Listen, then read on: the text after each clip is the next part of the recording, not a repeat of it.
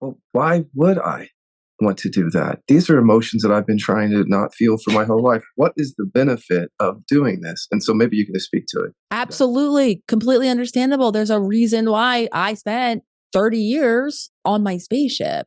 Why would I want to? And that's, again, I think where sometimes as we begin to heal in this very conscious way, which really just means reconnecting what's always been going on and probably, again, is the root cause of whatever it is that I'm, struggling with in life. As I become more conscious of all of my story, then that's the fortunate byproduct gift of that is all of the pain, all of the wounding, all of the hurt, all of the anger, and the million other feelings that then chances are we aren't equipped to deal with, right? If I didn't have an attuned caregiver who allowed me to feel safe because they were simply next to me when I was feeling different degrees of stressful emotion and allowing their safety just to be that safe, secure container for me, then chances are I left my body for a reason. And when I now descend back down, not only am I left tuning into all of the pain that is lived in my body, I'm ill-equipped to handle it, right? And this is where and why it is so important to have support, to go slowly. As we become conscious,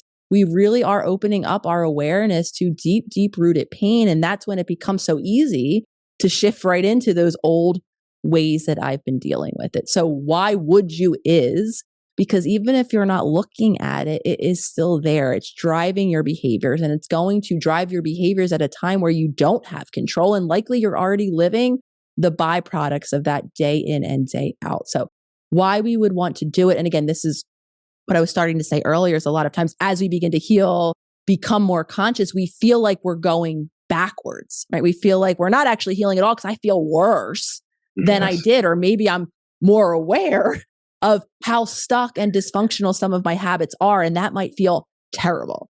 So again, this is why I want to acknowledge that sometimes what does feel like, and we might label as a setback, is actually, forward progress, because now we're safe enough to show ourselves that we aren't that child who is ill-equipped anymore. Yes, we might need support and we should absolutely utilize it. But that is the greatest gift and teaching that we can give our adult self, is that relearning of that process that never happened in childhood. This is Lynn Fraser with the Radical Recovery Summit, airing January 13th to 22nd, 2023. Please go to radicalrecoverysummit.com to view the clips and the interviews.